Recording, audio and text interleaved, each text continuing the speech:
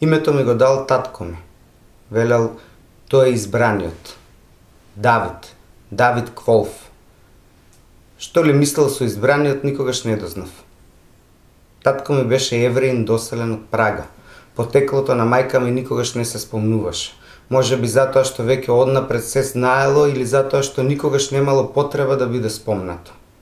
Романа. Се викаше Романа.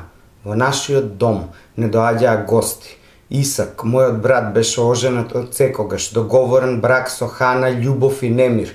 Хана никогаш не зачна, зашто љубеше друг. Сите го знаеја тоа, но не Исак. Тој беше вреден писар, достоен на пишаното. Јас љубев две жени.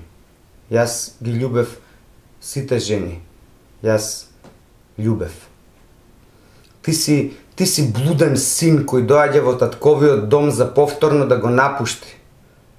Тоа беа последните зборови што ги чув од татко ми. Заминав, без куфери. Сепак заминав и не му простив.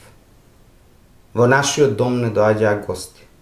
И кога доаѓаа, молчаа, сите молчаа, на некој свој начин. Само Хана ги разбираше. Понекогаш, кога доаѓа в дома, таа ме пречекуваше со чај потопен во незините свилени руси коси, мешајки ја во него шекерната приказна. Таму таа ја наоѓаше својата детска сказна, се враќаше назад за секогаш нераскажана. Велеше, може би еден ден ќе ти ја прераскажа.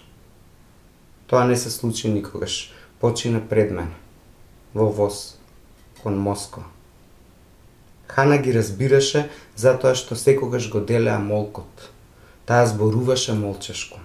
Имаше своја чудесна тишина во нејзиното постоење, студенило кое не го збира ниту еден оган.